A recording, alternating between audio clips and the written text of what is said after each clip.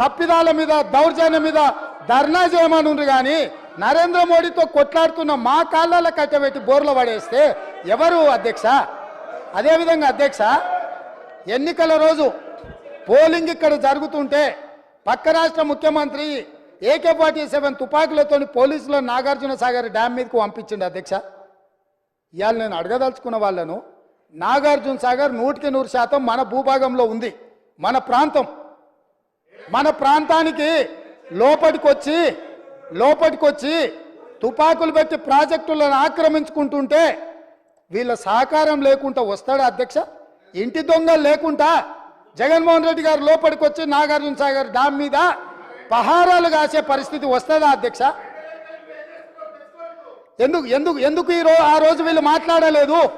వీళ్ళు ఇచ్చిన అలసే కదా, వాళ్ళు పెట్టిన పులుసు తిని వీళ్ళు అలసి ఇవ్వడం వల్లనే కదా ఈరోజు ఈ పరిస్థితి వచ్చింది.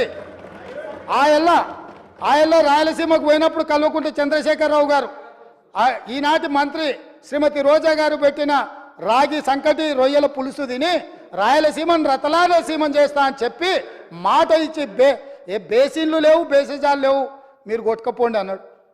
వాళ్ళు కొట్టుకపోయారు. ఇప్పుడు మేము వచ్చినాక అట్టెట్లా కొట్టుకపోతాడంట? ఎవరు అధ్యక్ష బాధ్యత ఎవరు వహించాలి?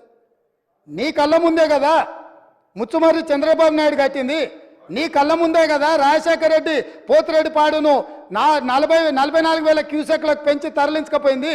నీ కళ్ళ ముందలనే కదా నీ ఇంట్లో పంచపక్ష ప్రమాణాలు జగన్మోహన్ రెడ్డి గారికి పెట్టి జీవో నెంబర్ 203ను నీ ఇంట్లోనే పునాదులేసి రాయలసీమ లిఫ్ట్ ఇరిగేషన్కు ప్రగతి భవన్లో కేసీఆర్ గారి డైనింగ్ టేబుల్ మీద పునాది రాయబడ్డది. దానికి పునాది రాయేసింది మీరే కదా. 8 TMCలు పర్ డే తరలించకపోవడానికి అనుమతి ఇచ్చింది, టెండర్లు పిలిచింది, కాంట్రాక్టులు అప్పచెప్పింది, పనులు పూర్తి చేసింది మీరు అధికారంలో ఉన్నప్పుడే కదా అధ్యక్ష. మీరు మొత్తం కృష్ణానది జలాలు మహారాష్ట్ర కర్ణాటక దాటి మహబూబ్ నగర్ జిల్లాలో జూరాల నుంచి పాలమూరులో కలంపూర్లో ఎంటర్ అయి తుంగభద్ర నదిలో వచ్చే నీళ్లు, తుంగభద్ర నుంచి వచ్చిన సుంకేశ్లకు వచ్చిన నీళ్లు, సుంకేశ్ల నీళ్లు జూరాల నీళ్లు కలిసి ప్రయాణమై పాలమూరు జిల్లా నుంచి మొదలై రాయలసీమలకు పోయి నంద్యాల నుంచి తిరుక్కొని శ్రీశైలం ప్రాజెక్టు మీదకి వచ్చినప్పుడు శ్రీశైలం ప్రాజెక్టు కొంత తెలంగాణలో ఉంటే కొంత ఆంధ్రాలో ఉంది అధ్యక్ష. అంతకుముందు ప్రాజెక్టు లేవు. అంతకుముందు పోతిరెడ్డిపాడు 11,000 క్యూసెక్స్ ఉండే, అది 44,000 క్యూసెక్స్కి పెరిగింది. అంతకుముందు లేని రాయలసీమ లిఫ్ట్ ఇరిగేషన్ ఇవ్వాలా 8 TMCలు తరలించడానికి లిఫ్ట్ ఇరిగేషన్లు కట్టినరు. ముచ్చుమర్రి నుంచి 1/2 TMC కట్టిరు అధ్యక్ష. మొత్తం 12.5-13 TMCలు పర్ డే. ఒక్క నెల రోజులు మనం కళ్ళు మూసుకుంటే శ్రీశైలంలో బురద కూడా ఉండదు అధ్యక్ష. రాయలసీమ లిఫ్టు 797 FRL దగ్గర కట్టిరు అధ్యక్ష. కుండ ఇట్లుంటే కుండకు సైడ్కు పొక్క పెట్టలే అధ్యక్ష, కింద పెట్టిండు. కింద వీళ్ళు పిలిచి పంచపక్ష ప్రమాణాలు వీళ్ళు పెట్టిండ్రు, జగన్మోహన్ రెడ్డి వీళ్ళ కింద బొక్క పెట్టిండు అధ్యక్ష.